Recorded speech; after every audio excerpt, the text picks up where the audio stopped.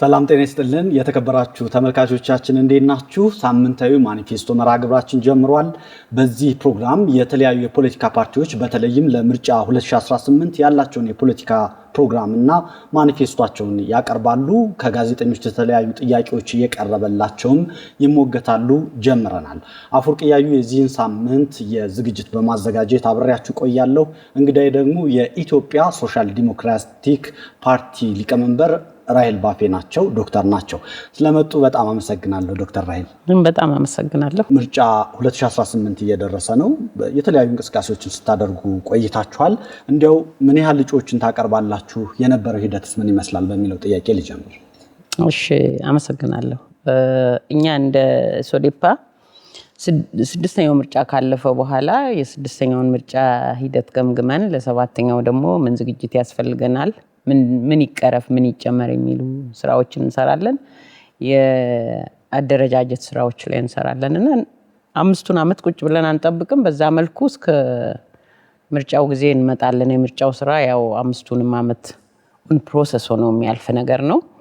አሁን እንደ አገር አቀፍ ፓርቲ በ8 ካልተሳሳትኩ 8 ወይም 9 ክልሎችና 8 ክልሎችና 2 ከተማ አስተዳደሮች ላይ እንወዳደራለን፣ አዲስ አበባንና ድሬዳዋን ጨምሮ። ስለዚህ በእነዚህ በምንንቀሳቀስባቸው አካባቢዎች እጩዎችን አቅርበናል። ለተወካዮች ምክር ቤት ወደ 90 እጩዎች ቀርበዋል። ለክልል ደግሞ ወደ 405። እንዲያውም አፕሪሼት ማድረገው ለተቃዋሚ ፓርቲ ሴቶችን ማቅረብም በጣም አስቸጋሪ ነው። ሴቶች ወደ ተቃዋሚ ፓርቲ ከመጡ መኖር አይችሉም፣ ስራ ማግኘት አይችሉም፣ ልጆች ማሳደግ አይችሉም። ላይቭሊሁዳቸው በሙሉ ብሎክድ ስለሚሆን፣ ምክንያቱም ስራ አንሰጣቸው። በኢትዮጵያ መንግስት ብቻ ነው ለዜጎች ስራ ማቅረብ የሚችለው እና በዛ ምክንያት ሴቶች ከፖለቲካው ይሸሻሉ ከተጽዕኖ የተነሳ እና በዛ አግባብ ሄደን ግን የበቁ ሴቶች ኖረውን አሁን 87 ሴት እጩዎች አቅርበናልና በጣም ደስ የሚለንና ምንኮራበት ነው። እንደ ሶዴፓ ይህን ያህል ሴቶች ለምርጫ አቅርበን አናውቅም ነበር ከዚህ ቀደም። በጣም አስቸጋሪውን ነገር እየፈታን መተናል። አካል ጉዳተኞችም 7 የቀረቡ አሉ። ስለዚህ ይሄ የዘንድሮ ምርጫ በእኛ እንደ ሶዴፓ አካታች ሂደት የነበረው ነው። ብቻውን የፌዴራል መንግስት ለመመስረት የሚያስችሉትን እጩዎች አላቀረበም። እንደው ምንድን ነው የቸገራችሁ? የኛ ሀሳብም የነበረው ለህዝቡም ይቀል የነበረው ፓርቲዎች ተሰባስበው በጥምረት የመቅረቡ ነገር የተሻለ ነበረ። ሶዴፓም በጥምረት ለመቅረብ ጥረት ነበረው። አሟልተን የፌዴራሉን ለማቅረብ ከሌሎች 2 አገር አቀፍ ፓርቲዎች ጋር 3 አገር አቀፍ ፓርቲዎች ሆነን በተሟላ መልኩ ልንቀርብ ነበረ ዝግጅታችን የነበረው። በዛ ልክ ነበር ማዕከላዊ ኮሚቴ ወስኖ ስራ አስፈጻሚም ፕሮሰሱን ሄዶ እዛ ላይ ከደረስን በኋላ በምርጫ ቦርድ በኩል ባለው ፕሮሰስ ሊያልቅልን ስላልቻለ በየፓርቲያችን ልንገባ ተገደናል። የፖለቲካ ፕሮግራማችሁን ተንተርሶ ያወጣችሁትን የፖለቲካ የምርጫ ቃል ኪዳን ሰነድ ማኒፌስቶ እያየሁ ነበረ። መሬትን የተመለከተ የተለያየ ሀሳቦችን ታቀርባላችሁ። ለምሳሌ በገጠር መሬት በፍትሃዊነት እንዲከፋፈል እናደርጋለን ትላላችሁ። ምን ማለት ነው? ለምሳሌ የገጠር መሬት መንግስትና ህዝብ የመሬት ባለቤት ነው ተባለ አይደል? ግን ህዝብ የመሬት ባለቤት ነው ወይ አሁን ብለህ ስታየው አይደለም። መሬት የመንግስት ነው። ህዝብ ሲፈናቀልም አይጠየቅም፣ መብት የለውም። ይሄን ለልማት ፈልገናል ተነስ ብሎ ሳይነግረው ነው መጥቶ ቤቱን ንዶ የሚሄደው መንግስት። ዶክተር ራሄል የኔ ጥያቄ እያስረዳሁህ ነው። ክፍፍል እናደርጋለን ስትሉ ላስረዳ ነው እናኬዳለን ማለታችሁ ነው አይደለም? ከዛ በኋላ መሬቱን ግን እኛ ከባለቤትነት ጋር እንሰጣለን ማለታችን። አሁን መሬቱ የመንግስት እንጂ የገበሬው አይደለም። ገበሬው በዛ መሬት ከባንክ አይበደርም፣ አይሸጥም፣ አይለውጥም፣ አያዝም። ስለዚህ ከዚህ ወጥቶ መሬት ለምሳሌ የግጦሽ መሬት የሚፈልጉ አርብቶ አደሮች የወል መሬት እንዲኖራቸውና ያንን በሰላማዊ መንገድ ሳይገዳደሉ በዛ ምክንያት ሳይጣሉ የወል ሆኖ የሚጠቀሙበትን አይነት አሰራር። እንደገና ደግሞ መሬት በቂ ከበቂ በላይ አለ በኢትዮጵያ ምድር። ያንን መሬት የመሬት ባለቤት አድርገን በአግባቡ ገበሬው መጠቀም በሚችልበት መልኩ አከፋፍለን የመሬት ባለቤትነቱም ደግሞ ለመብት በሚያበቃው መልኩ እናደርጋለን። ግን እንደዛ አይደለም የሚለው ፖለቲካ ፕሮግራማችሁ ዶክተር ምንድነው ማለት ማንበብ እንችላለን። ፖለቲካ ፕሮግራማችን የእርሻ መሬት በፍታዊነት እንዲከፋፈል እናደርጋለን። ማከፋፈልን ነው የምታነሱት።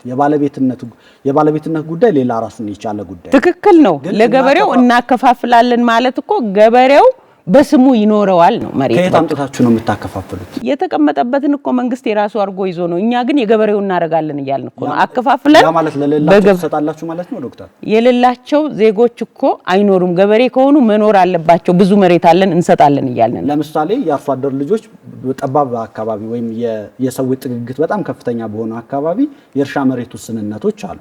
በዚህ ምክንያት በተለይ ከመሬት ክፍፍል የሚባለው መሬት ሽንሸና የሚባለው በኋላ የተወለዱ አብዛኞቹ ወጣቶች መሬት የላቸው ግን አርሶ አደሮች ነው በዛ አካባቢ ይኖራሉ። ትክክል ነው። እነሱ በፍታዊነት መሬት ያገኛሉ ይያላችሁ? ያገኛሉ። ከየት አምጥታችሁ? መሬት አለው ይያልኩ እኮ ነው። ኢትዮጵያ በጣም ብዙ ጠፍ መሬት በመንግስት እጅ ያለ መሬት አላት። በአንዳንድ አካባቢዎች የሰዎችና የመሬትን ጉዳይ ስናይ የመሬት ጥበት አለ የሚል የሰዎች ጥግግት ከፍተኛ ነው የሚል ቁጥር ነው የሚነሳው። በሌለ መሬት የኢትዮጵያ እንግዲህ እንደሚያውቁት መሬት ውስን ሀብት ነው። በአንዳንድ አካባቢዎች ለምሳሌ ወደ እንደ ጉራጌ ወላይታ አካባቢ ስንል በጣም የሰዎች ጥግግት ያለውና የመሬቱ የሌላቸው ሰዎች ብዙዎች ናቸው። የሌለውን ነው ይሄ ሊተገበር የሚችል ነው ወይ የሚል ጥያቄ ይችላል። መሬቱን እኮ ለመሬቱ ብሔር ሰተን መሬቱ ያለበት ሄዶ እንዳይኖር ሀብት እንዳያፈራ ዜጋ ከቦታ ቦታ እንዳይዛወር ያደረገ ስርዓት እኮ ነው ያለን። መሬት አለን ግን መሬቱ ላይ ሄዶ ቢኖር ይሄ መጤ ነው ተብሎ አሁን እየተገደለ ያለው ህዝብ እኮ ነው ይፈራል፣ መሄድ አይችልም። ግን መሬት ከመንግስት እጅ ወጥቶ የህዝብ ከሆነ ባዶ ጠፍ መሬቶች ይያዛሉ። እንደገናስ ሰፈራ ታካይዳላችሁ ማለት ነው። እንደገናስ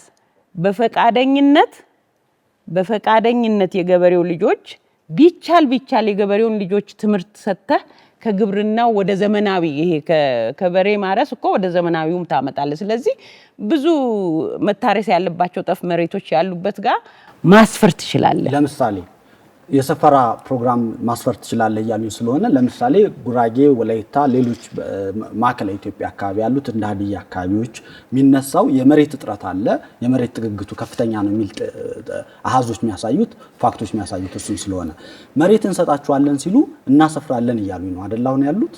ትክክል ነው። እናሰፍራለን። ሰፈራው የፈጠረውን ልንገር።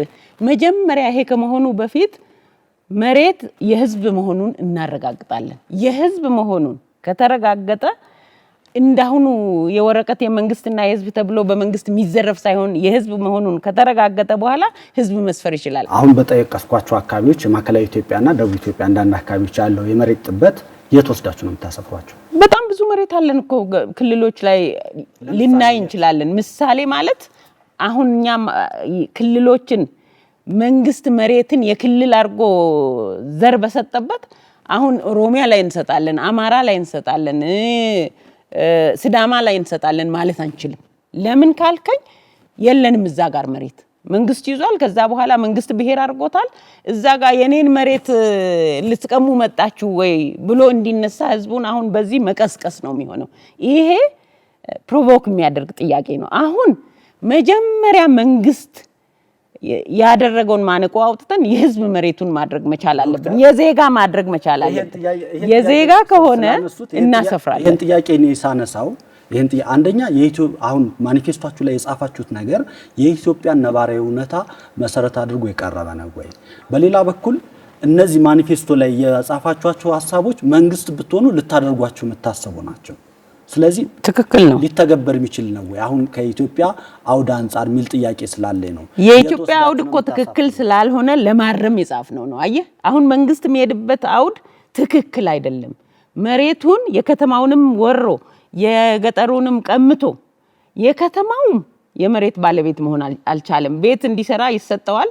የአዲስ አበባውን አሁን የኮሪደር መንገድ መውሰድ ትችላለህ።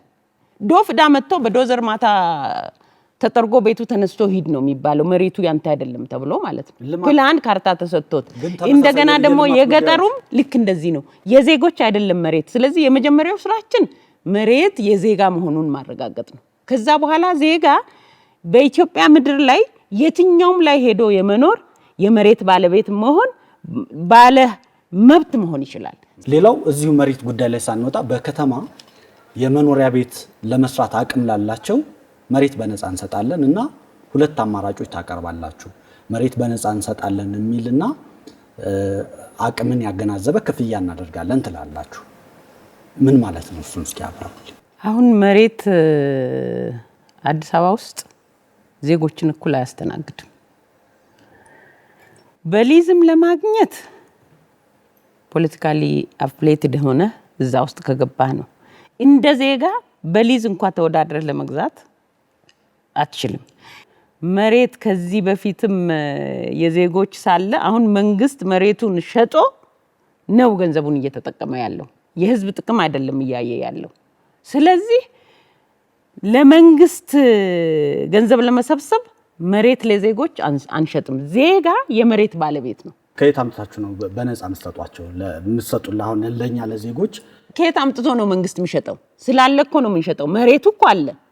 መንግስት መሬቱን ከዜጋው ቀምቶ እየሸጠ እኮ ነው። እኛ ያንን አቁመን እንሰጣለን እያልን ነው፣ እናከፋፍላለን እያልን ነው እንጂ ግን እናንተ በሌለ ነገር ላይ አይደለም የምናወራው። የምታነሱት ሐሳብ ስላለ ነው። የዚህን ያለውን መሬትን በማፈናቀል ነው የሚመጣው እኮ ብለውኛል ቅድም።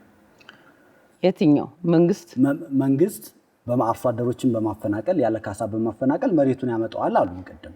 እናንተ በእሱ መንገድ ተከትላችሁ ነው? በጭራሽ አላልኩም። መንግስት የመሬት ባለቤትነትን ከህዝቡ ከዜጋው ላይ ስለቀማ እንደፈለገ ህዝቡን አፈናቅሎ የትም ያለ ተጠያቂነት ያለ ዝግጅት ወርውሮ መሬት የኔ ነው ብሎ የፈለገውን ያደርጋል። አዲስ አበባን እኮ በምሳሌ አመጣልሃለሁ። አዲስ አበባን የመሰረቱና የኖሩት ኢትዮጵያ ያሰኙ አርበኞች እኮ ናቸው። ጦርነቱን አድዋ ላይ አሸንፈው ሲመጡ ሌላ ጋር ተዋግተው ዳር ድንበር አስከብረው ሲመለሱ እኮ መንግስት ደሞዝ አይከፍላቸውም። እነዚህ ሰዎች መጥተው ትንንሽ ቦታ ይሰጣቸዋል ቤት እንዲሰሩ አዲስ አበባ ውስጥ። የነዛ ልጆች እኮ ናቸው ዛሬ መሬት ያንተ አይደለም ተብለው ከከተማ ውስጥ ተፈናቅለው ተመጣጣኝም ካሳ ሳይሰጣቸው ደሞም አይምሯቸው ሳይጠበቅ እስከ ሞትም ድረስ የደረሱት። 2.5 ሚሊዮን የሚደርሱ ዜጎች የፌደራል መንግስት ላይ የሚሰሩ በተለይ በአዲስ አበባና በአካባቢው የሚገኙ ቤት ይፈልጋሉ። አሁን በእናንተ ሐሳብ ለ2.5 ሚሊዮን ዜጎች የሚሆን አዲስ አበባ ላይ ቦታ መስጠት ትችላላችሁ? አዲስ አበባ ላይ ቦታ መስጠት ብቻ አይደለም፣ አዲስ አበባ ላይ እነሱን በአግባቡ ከተማው ላይ ማኖር እንችላለን። እንዴት ካልከኝ ላስረዳ። አዲስ አበባ ላይ ያለ ፕላንና እንዲሁ ግብታዊ ውሳኔ የተሰጠው እኮ ነው ዜጎችን መኖሪያ ቦታ ጥበት ውስጥ የከተተው እንጂ የኢትዮጵያ መንግስት አንደኛ፣ ሁለተኛ፣ ሶስተኛ ፕላን ብሎ ፕላን ይዞ ያለውን ቦታ እኮ አሸጋሽጎ ፎቅ ሰርቶ ማኖር ይችላል። ያንን ነፃ ያደርገውን ደግሞ ሌላውን እንደዚሁ ህንፃ ሰርቶ ለሚቀጥለው ዜጎች መስጠት ይችላል። አሁን ግን ለዜጎች ቦታ መስጠት አይደለም፣ ስለ ዜጎች መኖር አልታሰበም። ስለዚህ እኛ አዲስ አበባ ውስጥ ያለው መሬት እንኳን ለዜጎች ይሄው ለፎንቴንና ዜጎችን ነግለክት አድርጎ ወደ ሞትና ስቃይ ወደ ፍጹም ድህነት ልኮ ውሃ እያፈሰስን እኮ ነው፣ ሳር እየተከልክ ነው። እሱ ይበቃናል እኮ። መሬቱን ያለ አግባቡ ነው የተጠቀምነው። ግን መንግስት ግን በአግባቡ መሄድ እንችላለን። ለዚህ የሚነሱ የከተማ ልማት ክርክሮች አሉ። ምናልባት ምሳሌውን ነው የሰጠሁ። ምሳሌው መሬት አላጣንም። መሬት አዲስ አበባ ውስጥ አንተ ከምትለው በላይ መሰረት ምን ያህል መሬት አለ አሁን መስጠት ነው? መሬት በአዲስ አበባ ላይ እዚህ ከተማ ውስጥም አለ። በአውሮፕላን በተነሳው ካርታ እኮ የምናያቸው ብዙ መሬቶች አሉ። በባለስልጣን እጅ የተያዙት ደግሞ ከአዲስ አበባ 1/10 በላይ ናቸው በኢንቨስተር የተያዙ። ይሄንን ስፔሲፊክ ጥናት ያስፈልገዋል። ስፔሲፊክ ጥናት ላይ ፓርቲያችን አልሄደም። ግን እንደ ማንም ኢትዮጵያዊ ሌይማን የምናየው እንኳን ብዙ መሬት አለ። መሬት ያለ አግባቡ ስራ ላይ ስለዋለ ነው መሬት ጥበት ያጋጥመው። ሁለተኛስ ክልሎችን በሙሉ ኮንሲደር ያላደረገ ልማት ስለነበረ ኢንቨስትመንቱ በየክልሉ ስላልሄደ ክልሎች እኮ የራሳቸውን ወጣቶች የራሳቸውን ምሁራን እዛው ስራ ላይ ማዋል አልቻሉ።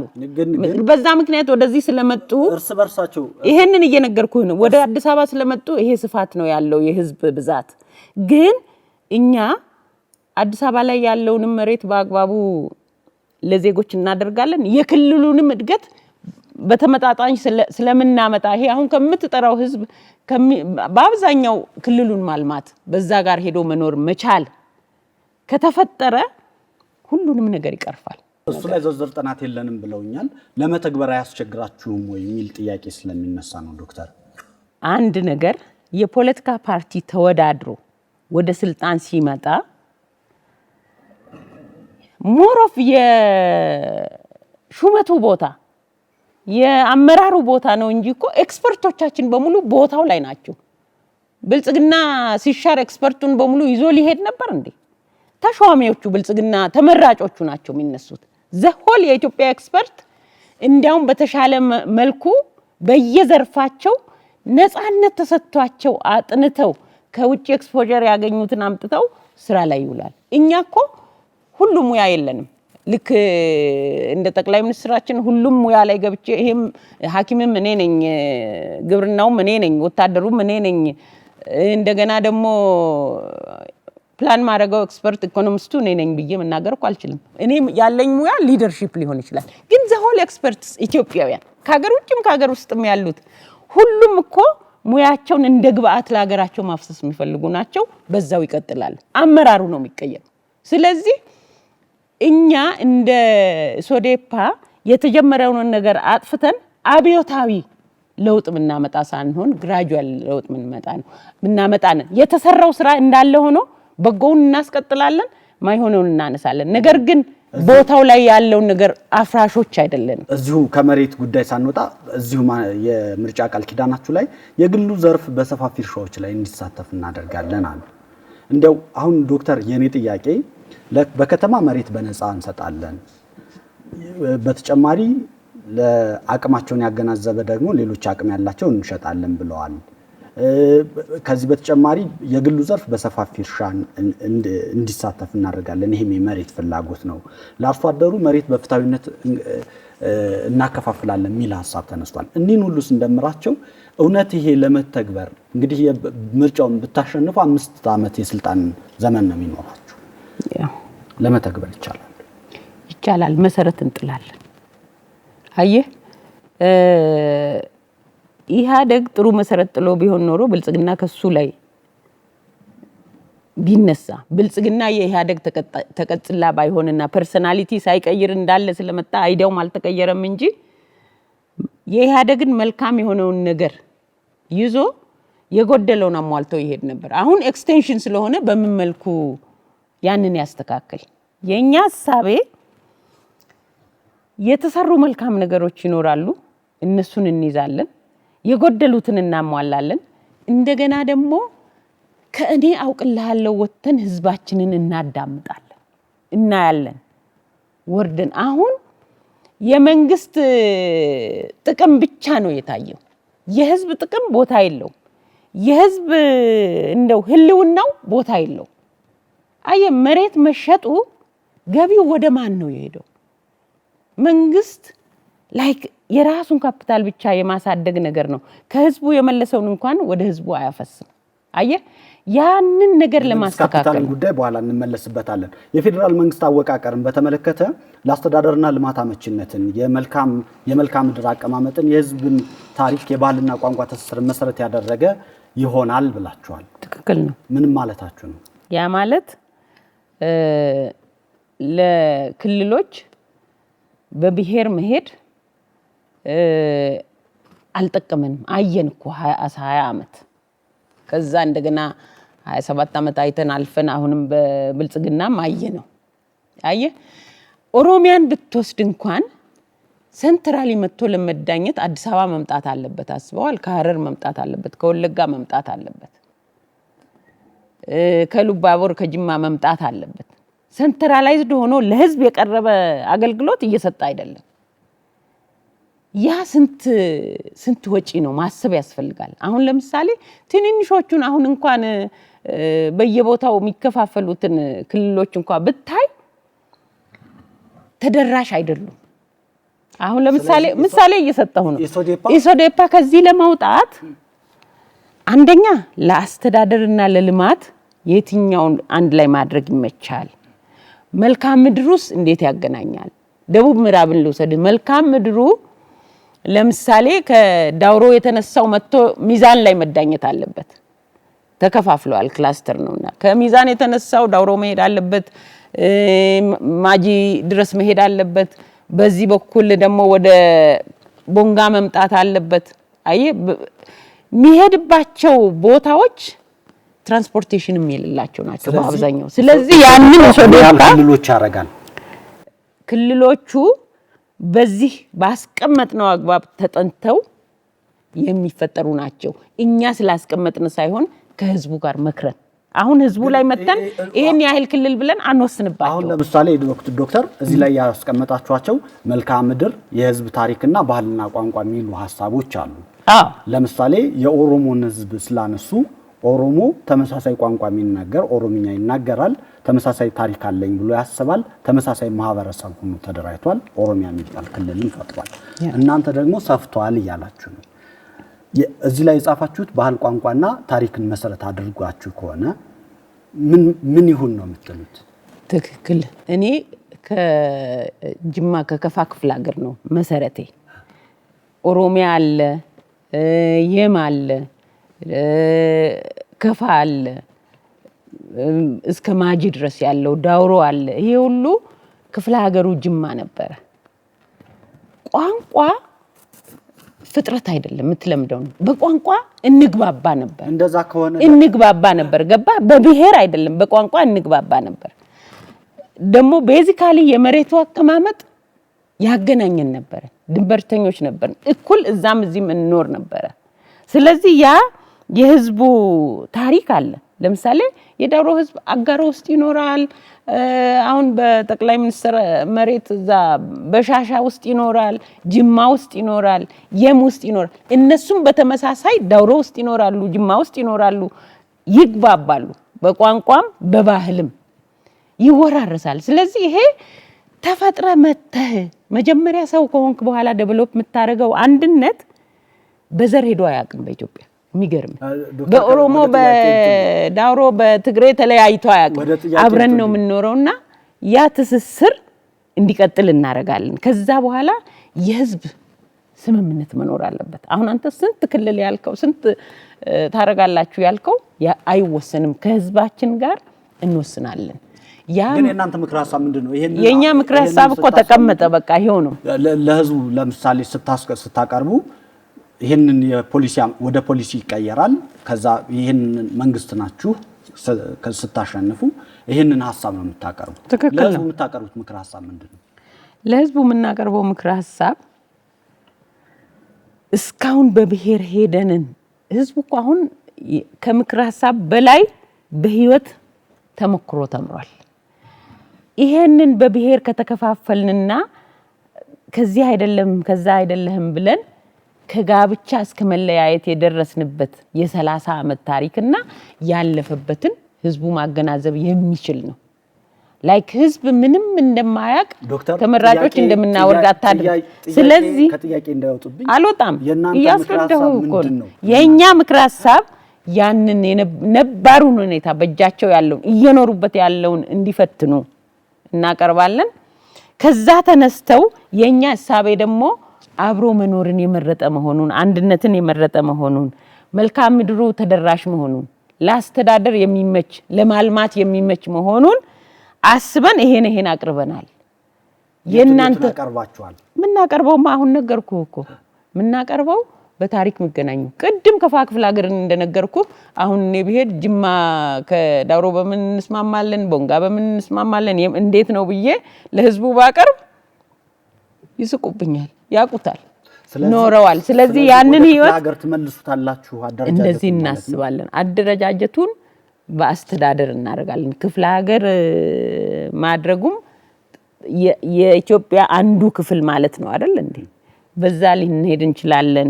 በጂኦግራፊካል እና በአቅጣጫ አሁን ለምሳሌ ደቡብ ኢትዮጵያ ተብሎ እንደተሰየመ አይነት ማዕከላዊ ኢትዮጵያ እንደተባለው አይነት ይሄ በስምምነት የሚደረግ ነው። ይሄ እንደ ብሔራዊ ምክክር አይነት ነገሮች ተነስተው እንዴት እንሂድ እኮ አካታች መሆን አለበት። ከዛ በኋላስ ኢሶዴፓ እንዳመራር አቅጣጫ አስቀምጦ ውሳኔውን ግን ከህዝቡ ጋር ማድረግ አለ። መንግስት ለምትሆኑት ለመተግበር ሳይሆን ለማጥናት ነው። ቅድም የመሬትን ጉዳይ እናጠናለን አሉ አላልኩም። እኔ ያልኩት ባለው ላይ ስራውን እያስቀጠል ጉድለቱን እያረምን እናስተዳድራለን።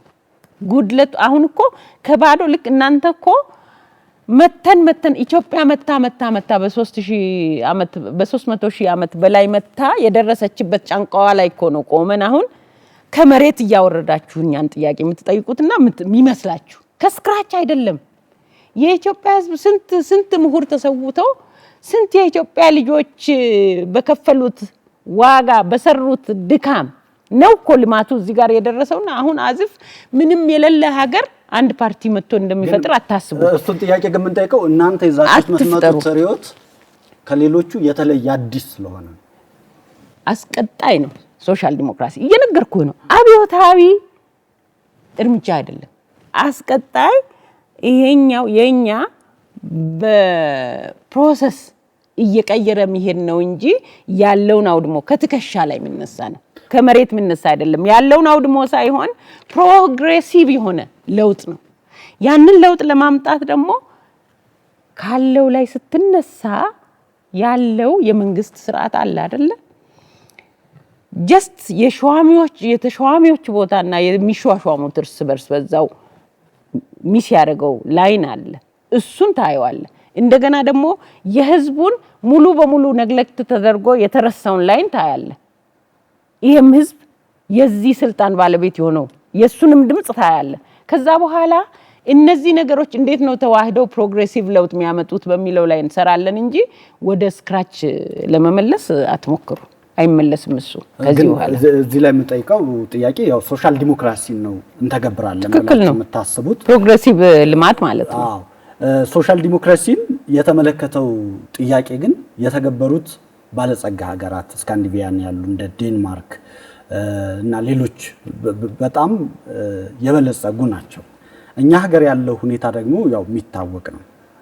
ውጤታማ ሊሆን ይችላል እኛ ሀገር ይችላል። ሲጀመር እኮ ካያቸው እነሱ ባለጸጎችም አልነበሩም፣ የኛን ያህል ሪሶርስም አልነበራቸውም። የሂውማን ሪሶርስ ፋይናንሻል ሪሶርሱ እንደገና ደግሞ የተፈጥሮ ሪሶርስ እኛን እኮ ደሃ ያረገን የተፈጥሮ ሪሶርሳችንም ሆነ ምናገኘው እንካም ገቢዎቻችን በሙሉ ከሀገር ውስጥም ከሀገር ውጭም ምናገኛቸው በሙሉ ወደ ህዝብ እኮ ስላልፈሰሰ ነው። በቁጥር እንነጋገር አይደለም ላስረዳህ፣ ቁጥሩን እንነጋገራለን ግን ልጨርስ። እንደዚህ መሆን አይችልም። ለምን መሰለህ? ያንን ሀብት እነሱ ከዛ ባነሰ ሀብት መተው ስርዓቱን ግን እየተለማመዱ በ10 ዓመታት ውስጥ ወደ 50 ዓመት ያህል ፈጅቶ እኮ ነው ሳክሲድ ያደረጉት። እኛ ገና ጅማሬውንም ለማየት ከነሱ በተሻለ ቦታ ላይ ቆመን ለምሳሌ መንግስት እየዘረፈ ያለው ሀብት ወደ ህዝብ ከተመለሰ እንደገና ደግሞ የአገሪቱ ሪሶርስ በአግባቡ ስራ ላይ ከዋለ አሁን ለምሳሌ የሂውማን ሪሶርሱም በአግባቡ ስራ ላይ አይውልም። ስራ ለመያዝም ለመስራትም ንግድ ለመጀመርም ሌላውን እንደው የምታስበውን እርሻም ለመጀመር ገና ለገና ዜግነት ሳይሆን የስርዓቱ ቤተሰብ መሆን የስርዓቱ ደጋፊ መሆን ታይቶ ነው። እንደገናስ በጣም ከፍ ያለ እኮ ነገር አለ በሀገራችን ኮንቴክስት። ሁሉንም ነገር ወደ መንግስት ያደረገ ነው፣ ዜጎች ተኮር አይደለም። ስለዚህ ያንን ይሄ መንግስትና በሙስናውም ዘርፍ እየተዘረፈ ያለውን የህዝብ ሀብት ወደ ህዝብ መመለስ ከቻል ለምሳሌ የጡረታ ነገሮችንም በሚመች መልኩ ኢትዮጵያን ያገለገሉ ዜጎች ወደ ጡረታ ሲሄዱ የሚከፈላቸውንም ለማመጣጠን እንደገና ደግሞ በአደጋ ምክንያት በመካከል እድሜ በሚሰሩበት እድሜ የሚወጡትንም በሚያስችላቸው ነገር የሚሰሩበትን አመቻችቶ ስራ ላይ ሳሉ ደግሞ ከህዝብም ከአሰሪውም ከመንግስትና ከሰራተኛው የሚዋጣውን ገንዘብ በትክክል አስቀምጠን ለነሱ ማድረስ ከቻል እንደገና ደግሞ የሚመጥናቸው ስራ መስጠት ከቻል እነሱ እንኳን ኢንካም ጀነሬት ያደርጋሉ። ግን የጎደለውን መንግስት ወደዛ ባለመመለሱ ምክንያት ነው እንጂ ገንዘቡ አለን። እንደው እናንሳው። ለምሳሌ በሶሻል ዲሞክራቶች ብዙ ጊዜ ደጋግመው የሚሉት የግብርን ከፍተኛ ግብር ይጥላሉ፣ ለዝቅተኛ ማህበረሰቡ ደግሞ መሰረታዊ አገልግሎቶችን በነፃ ያቀርባሉ። ለዚህ ማሳያው ቅድም ያነሳናቸው ሀገራት 40% ይደርሳል ከአጠቃላይ ጂዲፒ የሚሰበስቡት ገቢ። ኢትዮጵያ በ10 ዓመቱ እቅዷ 13% እደርሳለሁ ብላ ነው የምታስበው። እነኛ ሀገራት ግን 40% ይሰበስባሉ ከጂዲፒያቸው ያለው የግብር ምጣኔ። እኛ 13% ገና እንደርሳለን ነው። አሁን አሃዞች እንደሚያሳዩት ከ7% እስከ 9.5% ብቻ የሚደርስ ነው ያለን ሬሽዮ። በዚህ እንደሚባለው ሶሻል ዲሞክራሲ ኢትዮጵያ ውስጥ በመተግበር ለውጥ ማምጣት ይቻላል። ምክንያቱም የኛ ሀገር 40% ከአጠቃላይ ጂዲፒ ግብር መሰብሰብ አቅም ላይ ደርሰናል። መቼ በቃንና ነው ምን ደርሰው? አሁን አየህ የአንድ ሀገር ልማት መሰረቱ ህዝብ ነው። ህዝብን ያላካተተ ልማት የትም አይደርስም። የኛ ስርዓት አካሄዱ ምን ይመስላል መሰለክ? ዜጎች መካከለኛ ሀብት ያላቸው አቨሬጅ ዜጎች የሚባሉት ጨርሰው እንዲጠፉ መንግስት እንዲከብር ነው የሚያደርጉት። ለምን መሰለህ? መንግስት እነዚህ መካከለኛ ገቢ ያላቸውን ዜጎች መብት ሀብት የማፍራት የቤት ባለቤት መሆን ይህንን ያሳጣቸዋል። ደግሞ ዶክተር ቆይ ልመጣ ነው። ገቢ እኮ እያጣን ነው። ወደ ጥያቄ ይምጡልኝና እናንተ መንግስት ብትሆኑ ከአጠቃላይ ጂዲፒው ምን ያህል በመቶ ግብር ትሰበስባላችሁ? እኛ መጀመሪያውኑ አሁን እነዛ ያደጉ ሀገሮች ከደረሱበት አንነሳም። አሁን ካለበት እንነሳለን። አሁን ለምሳሌ መንግስት መሬት ለማቅረብ መሬት የለኝም ብሎ 70 እና 90 ካሬ ሜትር ሰጥቶ ወደ ላይ ፎቅ እስራኤልና ጣሪያና ግድግዳ ብሎ ያንን የሰበሰበውን ግብር ለመንግስት ካፒታል ነው የሚያደርገው። ይሄንን በተመጣጣኝ ግብር ሰብስበ እንኳን በአግባቡ ወደ ህዝቡ ወደዚህ ከመለስክ በቂ ሀብት አለን። ምን ያህል ማለት ነው? ይሄ 13% መሆኑን 13% ግን እያስከፈለ ያለው እያደገ ያለውን ወደ መሃል ያለውን አቨሬጅ ሰው ማለት ነው። አቨሬጅ ነዋሪውን ማለት ነው። አቨሬጅ ኢንካም ያለውን እሱን ወደ ድህነት እንዲመለስ ያደርግና ልማቱ እነሱ እያደጉ ካልሄዱ እኮ አይመጣም። እናንተ ምንድነው የምታደርጉት? እኛ እነሱን በተመጣጣኝ ግብር ከገበያቸው ጋር የተመጣጠነ ሆኖ ያንን ግብር በአግባቡ ወደ ህዝብ የሚመለስበት አካውንት ውስጥ መግባት አለበት። እንደገና ደግሞ ከፍ ያለው ኦሬዲ ያደገው እሰየው እድለኞች ነን በአቅሙ ደግሞ ማስገባት አለበት። አንተ ግን አሁን እንደ መንግስት እንደ ሶሻል ዲሞክራሲኛ የምናየው የማቻቻሉ ስራ አልተሰራም። ያለን ሀብት በቂ ከበቂ በላይ ያለን የሰው ሰበስቡት ግብሩ ከህዝቡ ነው። ከየትኛው? ከራሳችን ነው። ከእያንዳንዱ አሁን ግብር እየተሰበሰበ እኮ ነው። ግብሩ ግን አሁን ግብር የሚከፍለውን በመሰብሰብ ነው የማህበራዊ አገልግሎቶችን የምትደርሱት ማለት ነው። በመሰብሰብ ብቻ አይደለም በማሰራትም ጭምር ነው። የሚሰራ ዜጋ ቦታ የሚሰጠው ይኖረናል። ሀብት ጀነሬት ያደርጋል። ከጂዲፒው ምን ያህል በመቶ ግብር ተሰበሰባላችሁ?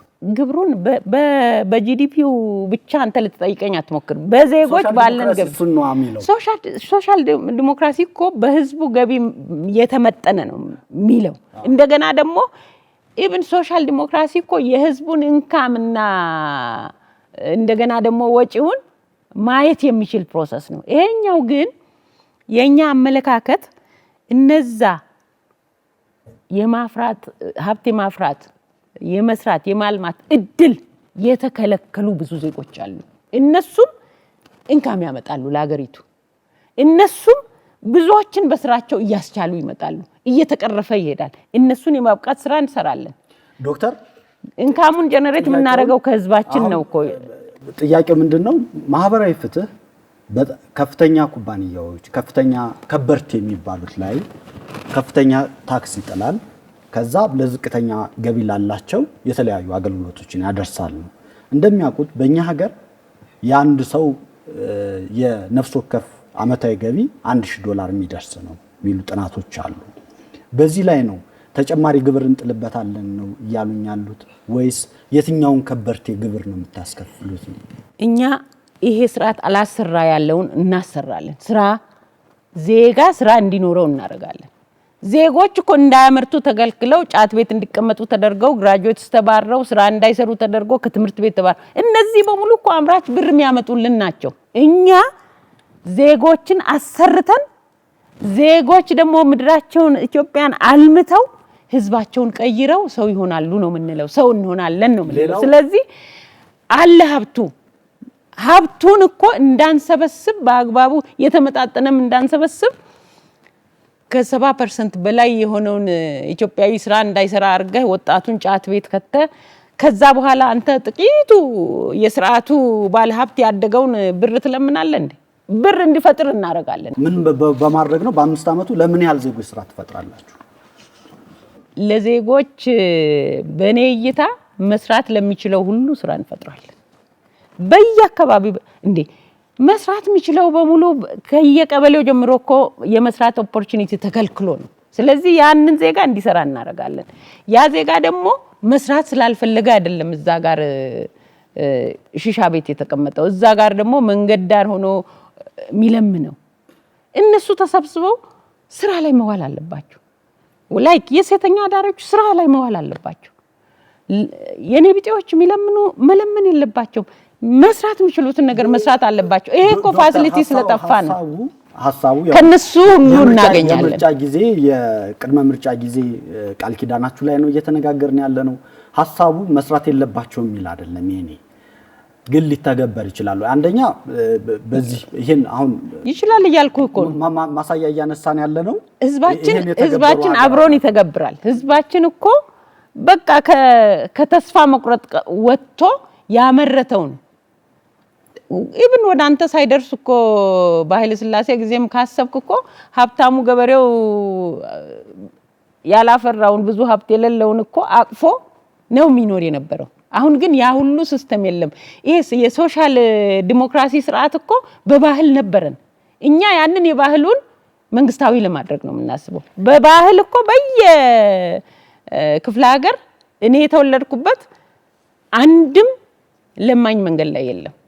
የተቸገረ እኮ መጥቶ ያለው ቤት ቁጭ ይላል።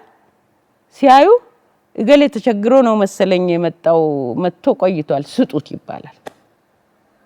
አይ ሶሻል አብሮ መኖር መደጋገፍ ነበረ።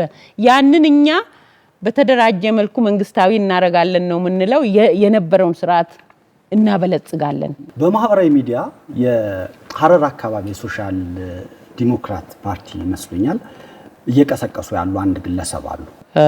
ማን ይባላሉ? አቶ ተስፋውን ይባላሉ። አዎ አባል ነው የኛ።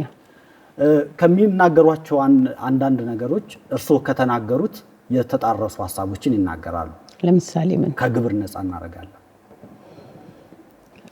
ከግብር ነፃ እናረጋለን እኔ ይሄን አልሰማሁም። ግን ከግብር ነፃ እናረጋለን ብሎ አውርቶ ከሆነ ስፔሲፊካሊ አሁን ያለው ግብር ትክክል ስላይደለ ያንን አንጸባርቆ ይሆናል እንጂ አሁን ካለው ሳይሆን ቃል በቃል ከግብር ነፃ እናደርጋለን ነው የሚለው። ይሄ እርስዎ አሁን ሲነግሩኝ ከነበረው ጋር አብሮ የሚሄድ አይደለም። ለመተግበርም አስቸጋሪ ያደርገው። ይሄ ፕሮግራማችን ላይ ወይም ማኒፌስቶአችን ላይ የለም። ግን ሜቢ ማኒፌስቶአችንን እሱ በዚህ መልኩ መሄድ መስሎት በዚህ መልኩ ከሆነ ያወራ ከሆነ ይሄ ስቲል የኢንዲቪጁዋል እይታ ነው። ግን እንደ ፓርቲ ምን ተገብረው ፕሮግራማችን ላይ ያለውን ነገር እይታው ደግሞ የተበላሸ ነገር ቢኖር ወይ የተሳሳተ ነገር ቢኖር ሰው ነው ይታረማል። ያየበትን አንግል ደግሞ ክሊርሊ ከሱ መስማት ያስፈልጋል። ይሄን ጥያቄ ማነሳው ለምንድን ነው ዶክተር? ቅድመ ምርጫ እንግዲህ መንግስታት ለህዝቦቻቸው የሚገቡት በጣም የተጋነኑ ቃል ኪዳኖች ይሆኑና ከመረጥናችሁ በኋላ እንደ ህዝብ የታለ የገቡልን ተስፋ ብለን ስለምንጠይቅ ለመተግበር አስቸጋሪ አይሆንም ወይ? ከምታስቀምጧቸው መርሆች ከምትንሏቸው ነገሮች ጋር የተጣሉ አይደለም የሚል ማረጋገጫ ስለምንፈልግ ነው። ለምሳሌ እርሳቸው ከሚያነሷቸው አንዳንዶቹ ከማኒፌስቶቹ ጋር እና ከምትሏቸው ነገሮች ጋር የሚጣረሱ ለመተግበርም አስቸጋሪ ናቸው። ለምሳሌ የመኖሪያ ቤቶችን እንግዲህ የቀበሌ የሚባሉ አቅም ለሌላቸው ሰዎች የሚሰሩት ወደ ግል ይተላለፋሉ የሚሉ ሀሳቦች የማህበራዊ አገልግሎትን የመስጠትን ነገር አዛብተው የሚያቀርቡ ሀሳቦች ሁላ ስለታዘብኩ ነው ይህን ጥያቄ ያነሳሁት። ያ እሱ አሁን በአካባቢው ዲፔንድ የሚያደርግ ይኖራል። ይሄ ነገር አሁን ወጥ ፖሊሲ ነው ያለን። አሁን ክሊርሊ ማየት እንዳለብን ነው እኮ እንደ ኢትዮጵያ ሕዝብም እዚህ ላይ ማንሳት የምፈልገው የሀረርን አካባቢ ዲቴይል የቤት ክራዩና የቀበሌ ቤቶች አሰራር የራሱ የሆነ መንገድ አለው። ባለኝ ትንሽ እውቀትም ከሌሎች ለየት ያለ ነገር ግን የዛ አካባቢ አስተዳደር ከዛ ከቀበሌ ቤት ጋር ባለው አሰራር የመወሰን ራይት አለው።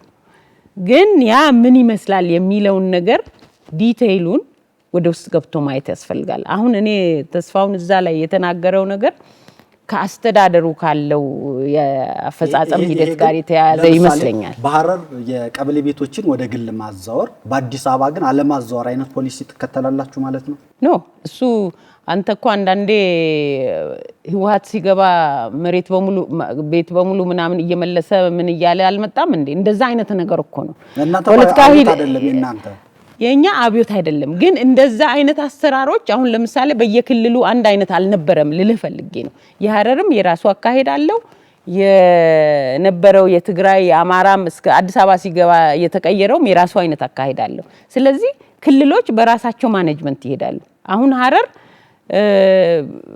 በሐረር ባለው የቤት አስተዳደር የትኛው እንደሚመች ሊያይ ይችላል።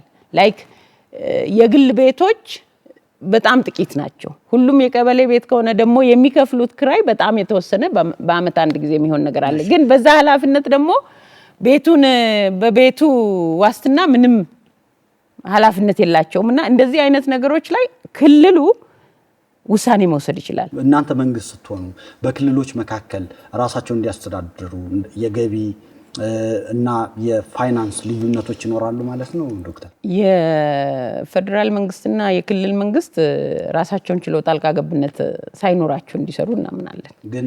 ስለዚህ ሪሌሽናቸው የክልል መንግስቱ ነፃ ሆኖ ክልሉን ማስተዳደር ይኖርበታል። ግን ከዋናው ከህገ መንግስት አግባብ እኮ ውጪ አይሆንም። በህገ መንግስቱ አግባብ ሆኖ ግን ክልሉ በራሱ መንገድ ሊተዳደር ይችላል። ይሄ ግን የሚያስነሳው ጥያቄ ለምሳሌ በክልሎቹ መካከል ያልተመጣጠነ እድገት ሊኖር አይችልም ወይ? የሰለጠነ የሰው ኃይል የሪሶርስ ጉዳይ ከክልል ክልል የሚበላለስ ስለሆነ ሶሻል ዲሞክራሲ ማስተግበር የሚችለው መደቦች ይኖሩታል።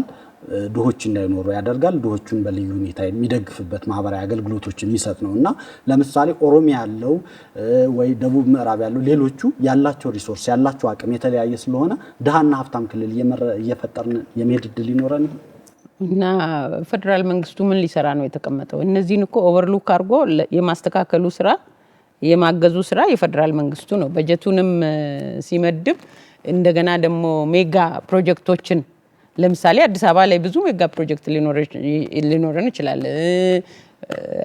የተወሰነ ክልል ላይ ላይክ ክልል ከተሞች ባህር ዳር ላይ፣ አዋሳ ላይ፣ ትግራይ መቀሌ ላይ እንደዚህ ቢኖረን ሌሎቹን ክልሎች እኮ ሜጋ ፕሮጀክቱ ላይ እኩል ካልሆነ እዛ ላይ ይሄኛው ኦልሬዲ ተደራጅቷል። ካደራጀው እሰየው ቀነሰ ዳው እሱን ትተ ደግሞ ያልተደራጀውን በሜጋ ፕሮጀክት ታደራጃለ፣ ታብቃቃለ፣ ታቻችላል፣ ከተሞችን እኩል ታሳድጋል። ይሄ እኮ ሜይንሊ የፌደራሉ ሳፖርት እዚህ ጋር ኦቨርሉክ መደረግ የለበትም። ዶክተር ሌላው የሚነሳው ጥያቄ መንግስት በሜጋ ፕሮጀክቶች ላይ ራሱ ይሳተፋል የሚል ነገር በማኒፌስቶአችሁ ላይ ጽፋችኋል። እንዲያውም ለይታችኋል በየትኞቹ ዘርፎች ላይ ሊሳተፍ እንደሚችል። እስኪ ምን ማለታችሁ ነው? የተወሰኑ ሀሳቦችን ያንሱልኝ። ለምሳሌ አሁን የህዳሴን ግድብ ብንወስድ አካታች የሆነ የህዝብ ተሳትፎ የሚጠይቅ ስራ ላይ መንግስት መሳተፍ አለበት። የማዕድን ስራዎች ላይ መሳተፍ አለበት። ቀጥታ ኃላፊነት ሊኖረው ይገባል። ምክንያቱም እነዚህ ሜጋ ፕሮጀክቶች አሁን ቅድም ላነሳ ነው ሁሉ አገራዊ ልማት አስፈላጊ ናቸው። እንደገና ደግሞ ሁሉ ጊዜ ጥሬ ዕቃዎችንም እየጫን ወደ ውጪ እየላክን እኛ መልሰን በ10 እና 20 እጥፍ ከምንገዛ አለ አይደል አሳድገነው ወደ ፋብሪካ ደረጃ አድርሰን የጠራ ነገር ግብአቶች ተጨምረው መላክ ምንችልበት ማኒፌስቶቹ ላይ ቃል በቃል የሚለው ትላልቅ ተቋማት ማዕድናት፣ የባቡር፣ የአየር ትራንስፖርት፣ የትምህርት፣ ጤና፣ የውሃና የመሳሰሉ ሜጋ ፕሮጀክቶች በመንግስት ቁጥጥር ስር ሆነው ለህዝብ ጥቅም ይውላሉ ይላል። ትክክል። የግሉን ዘርፍ አያቀጭጭም ወይ የሚል ጥያቄ ስለሚነሳ የግሉን ዘርፍ አያቀጭጭም ለምን ካልክ አሁን የትምህርት እሹ ከወሰርክ ለግሉ ዘርፍ የምትሰጥ ከሆነ ሙሉ በሙሉ የባለሀብት ይሆንና ዜጎች እንካማቸው በቀነሰ ቁጥር ልጆቻቸው ጥሩ ትምህርት ሳያገኙ ይቀራሉ። የጤናም አገልግሎት በዛ መልኩ ይሄዳል። ስለዚህ የግሉ ባለሀብት ቢኖርም መንግስት ሙሉ በሙሉ እንደ ሜጋ ፕሮጀክት እነዚህ ነገሮች በአገሪቱ ላይ ከዳር እስከ ዳር መስራት ይኖርበታል። ለምን መምህራኑንም ማብቃት አለበት።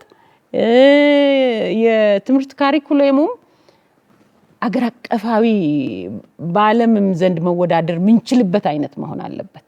መንግስት በኢኮኖሚ ፈርጣማ ያደርገውና ለሌሎች ለብልሹ አሰራሮች የመዳረግ እድሉንም ይጨምራል የሚል ሌላ ሐሳብ ስለሚኖር ነው። ሰርቪስ እኮ ነው የሚያቀርበው እዚህ ጋር መንግስት ሰርቪስ እንዲያቀርብ ነው። ትራንስፖርትን፣ ባቡርን ይቆጣጠራል፣ ማዕድናትን ይቆጣጠራል። የአየር ትራንስፖርት አይተህ ከሆነ የአየር ትራንስፖርት ለግሎቹ ቢሰጥ የሚል አስገብተናል። የአየር ትራንስፖርት መስጠቱ አሁን በኢትዮጵያ ኮንቴክስት አገር ውስጥ ሆነ በጣም አንድ ድርጅት ወይም ሁለት አገር ውስጥ ፍላይት ሰርቪስ የሚሰጥ እነሱ ነገሮች የግሎቹም ላይ ቢሰሩ ችግር የለውም። ግን እንደ ኢትዮጵያ አየር መንገድ ያለው ሜጋ ፕሮጀክት ደሞ ሌሎቹንም የማዕድናትን እነዛን መንግስት መያዝ አለበት። ምንለው ምንድነው ለህዝብ ጥቅም መልሶ ማዋል እንዲችል የፌደራሉንም ደሞ ድርሻ መወጣት እንደሚችል ሁሉ ጊዜ ልመና ላይ ሁሉ ጊዜ ብድር ላይ መኖር አይችልም። እንደ ሀገር ሁሌ ለማኝ ከሆነ ሪስፔክትም የለውም እኮ በቃ ማንነቱን ይሸጣል። ስለዚህ በዛ አግባብ ነው እንጂ ያየነው the whole mega project ወደ ቢዝነስ ከሄደ እኮ ስርዓቱ ላይ የመጡ ሰዎች ናቸው እኮ ይሄን ሼር የሚያደርጉት እስካሁን ባለው እንጂ ባለሀብትም ከስርዓቱ ጋር ከተጣበቀ ብቻ ነው ወደዚህ አይነት ሙስና የተገባው። ግን ለመንግስት ከሆነ በእኛ እይታ ወደ ህዝቡ ይፈሳል ተመልሶ። ግን ይሄን ተተገብሩ ምናልባት በዓለም አቀፍ ተቋማት IMF እና ወርልድ ባንክ ላይ የሚያቀርቧቸው ምክር ሐሳቦች ጋር የተለያየ ስለሚሆን ሊመጣ የሚችለውን ጫና ስለመቋቋም ምን አይነት ዝግጅት አድርጋችኋል? IMFማ ለዘመናት የአፍሪካን ሀገሮች ሲያቀጭጭ ኖረ ነው። ኢትዮጵያን ብቻ ሳይሆን ሌሎችንም። ይሄኛው ዘመናዊ ቅኝ ግዛት ነው። ኢትዮጵያ ራሷን ችላ የራሷን ጥቅም አስቀድማ የራሷም ቅድመ ሁኔታዎች ኖረዋት ወደዚህ ውስጥ ብትገባ ኖሮ በዚህ ልክ አሁን ወደ ኢንፍሌሽኑ አዘቅታ አንወርድም ነበር። አይክ አሁን IMF አልነበረም ወይ? ከዚህ በፊት መንግስታት ዘመን ነበረኮ። ግን መንግስታት እስካሁን የመጡት የኢትዮጵያ መንግስታት የኢትዮጵያን ጥቅም እያስቀደሙ ስለመጡ ላይክ ይሄ በገንዘብ ነገር አፍሌትድ ሆነው የኢትዮጵያ ህዝብ ነገር ምን ቸገረኝ፣ አገርስ ምንስ ብትሆን ምን ቸገረኝ፣ እኔ ባለሁበት ዘመን እቺን ገንዘብ አግኝቼ በቃ በትኜ ልጥፋ እንደፈለኩ ልሁን ብሎ የሚያስብ ስርዓት ካልሆነ በስተቀር እዚህ ውስጥ አይገባም። የሀገርን ህልውና ያስከብራል። የሀገር ድህነቱን እኮ ሰርተህ ታገኛለህ። አሁን ይሄ እኮ ከድህነት አልፎ ወደ ቀኛ ዙር ባርነት ያስገባናል። እዛ ውስጥ አንገባ። ጫናው እንዳይመጣ ያው ዓለም አቀፍ ፋይናንስ ተቋማት ስለሆኑ ጫናዎች ቢመጡባችሁ እነሱ ከሚሉት ሚሊያዩ ስለሆኑ ምንድነው ዝግጅታችሁ? ዝግጅታችን በዚህ ዘርፍ ባሉ ኤክስፐርቶቻችን አማካይነት ለኢትዮጵያ የሚጠቅም ዲሲሽን መስጠት ነው። የሚጠቅመውን እኮ ይዛችሁ ነው አይደል? ምርጫ ልትወዳደሩ ያለ የሚጠቅመውንማ እኮ ሐሳቡን እኮ ይሄው ይዘናል። ፖሊሲያችን ነው። ባለሙያውን ግን ኤክስፐርቱን እናመጣዋለን። እዛ ጋር ስንመጣ አብረን እንሰራለን እንጂ ይሁን ማነሳው ለምንድን ነው ጥያቄዎችን ስጠይቆት ከቅድም ጀምሮ ባለሙያዎቻችን ኤክስፐርቶቻችን ነው እያሉኝ ያሉት። እነዚህ ሐሳቦች ማኒፌስቶን ጨምሮ ሌሎችን እንተገብራቸዋለን የምትሉ ሐሳቦችን ስታመጡ ብትመረጡ መስከረም 30 መንግስት መሰረታላችሁ ቀጣይ። ስለዚህ መስከረም 30 መንግስት ስትመሰርቱ ጥናት ነው የምታጠኑት? ኤክስፐርቶቻችሁ ጥናት ነው የሚያጠኑት ወይስ መንግስት ሆናችሁ ነው ስራ? ተጠና ፖሊሲውን ሬዲ ያደረግን በቃ ፖሊሲውን እንተገብራለን። በቃ ይሄን ፖሊሲ ሬዲ ነው ስንተገብር የሚገጥመን ችግር እኮ ካለው ላይ ስለምንነሳ እየተሰራ ያለውን ፊክስ ማድረግ ነው እንጂ አዲስ ስክራች ላይ ሄደን አንፈጥር። ኦሬዲ የኢትዮጵያ መንግስት ፖሊሲ እርሶ እያሉኝ ያሉት አይኤምኤፍ ከኢትዮጵያ መንግስት ጋር አሁን ካለው መንግስት ጋር ይሰራል፣ እናንተ ቀኝ ግዛት ነው ብላችኋል። እኛ አሁን አይኤምኤፍ ከኢትዮጵያ መንግስት ጋር እየሰራ ነው አይደለ? ከአይኤምኤፍ ጋር የሚያስፈልገውን ነገር ሪኮንሲደር ማድረግ ካለብን እናደርጋለን። ለምን መሰለህ? የኢትዮጵያን ጥቅም እስከጎዳ ድረስ ብዙ ስምምነቶች ሊኖሩ ይችላሉ ካለፈው ስርዓት። መልሳችሁ ስታጤኑት ግን ለሚመጡ ጫናዎች ምን ዝግጅት አድርጋችኋል? ዝግጅት አለን። በንግግር በድርድር ማይፈታ እኮ ምንም ነገር ስለሌለ ይሄን ነገር መልሰን አይተን ማስወሰንና መወሰን እንችላለን። ባህር በር ላይ ኢትዮጵያ ተገላለች ብላችሁ ታነሳላችሁ ማኒፌስቶአችሁ ላይ። ምንድነው ያላችሁ አቋም? ምክንያቱም ይሄ የኢትዮጵያ ሶሻል ዲሞክራቲክ ፓርቲ ጥያቄ ብቻ ሳይሆን የኢትዮጵያ ሕዝብ ጥያቄ ነው። ምንድነው አቋማችሁ? አቋማችን የኢትዮጵያን ሕዝብ ባላማከለ መንገድ ነው ኢትዮጵያ የባህር በር ያጣችው። ስለዚህ እንዴት ታስገኙ? በአንድ ሰው ውሳኔ፣ በሁለት ሰው ውሳኔ አጣለች። በሰላማዊ መንገድ ዲፕሎማሲውን ጠብቀን የኢትዮጵያ መብት ስለሆነ የባህር በራችንን እናገኛለን። ከየት ነው የምናገኘው? የምናገኘውማ ኦሬዲ ያለንን ነው የምናገኘው። ህጋዊ ማድረግ ነው፣ የኢትዮጵያ ማድረግ ነው። ያንን የምናደርገው ደግሞ በጦርነት በመገዳደል አይደለም። አለ የኛ በር ያለንን ነው የምናገኘው አሉ። የቱ ነው? የትኛውን ነው እናንተ የኢትዮጵያ ባህር በር ነው? የባህር በራችን ኤርትራ ከመሄዷ በፊት ያለው በሙሉ የኢትዮጵያ ባህር በር ነው። ስለዚህ ከባህር በሩ የትኛውን እናገኛለን የትኛውን በጋራ እንጠቀማለን ሳይሆን የባህር በሩን ራይት እናስከብራለን። ለንግግር ለዲፕሎማሲ ምንም ፍላጎት የለኝም ብሏል የኢሳያስ አፈወርቂ መንግስት። እናንተ ደግሞ በንግግር በድርድር ነው የምናመጣው ብላችኋል። ስለዚህ አልደራደርም ለሚል ምንድነው የምታረጉት? ስለዚህ ለምን ጦር አይታዘዝም ነው የምትለኝ? አይደለም እኔ ያልኩት ያለሁት በሰላም በንግግር በድርድር በዲፕሎማሲ የሚባል የባህር በር መሰጠው የለኝም ብሏል የኤርትራ መንግስት። ኢሳያስ አፈወርቂ የሚባለው ይሄን አቋም ቢዝ እናንተ 5 አመት ቢኖራችሁ ይሄ አቋም ካልተቀየረ ምንድነው? ህግና ስርዓት አለው፣ ደንብ አለው፣ ኢንተርናሽናል ህግ አለ፣ ስምምነቶች አሉ እኮ። በዚህ መነጋገር ይቻላል። በማኒፌስቶአችሁ 5.6 ላይ መኬድ ካለበት በላይ ሄደን የባህር በር እናመጣለን ስለሚል ነው። ይሄ እኮ መኬድ ከሚገባው በላይ ሄደህ እኮ ነው አመኔታ የምትፈጥረው። መኬድ ከሚፈለግበት በላይ ሄደህ እኮ ነው አልነጋገርም ያለውን እንዲነጋገር የምታደርገው። አልነጋገርም እንዲል እያደረገ ያለነውም እኮ አሁን ኢትዮጵያውያን ነን፣ የኢትዮጵያ መንግስት ነው እንዲነጋገር መጀመሪያውኑ እንዲነጋገር መነጋገር በሚችልበት መንገድ መቼድ። ስለዚህ ከሚገባው በላይ ሄደን በሰላማዊ መንገድ እንፈታለን። አርሶ አደሮች የሚበደሯቸውን ብድሮች ስረዛ እናደርጋለን የሚል ሐሳብም አለ በገጠር ልማትና ግብርና ፖሊሲያችሁ ላይ የሰፈረ ከማዳበሪያና ሌሎች ጋር ተያይዞ።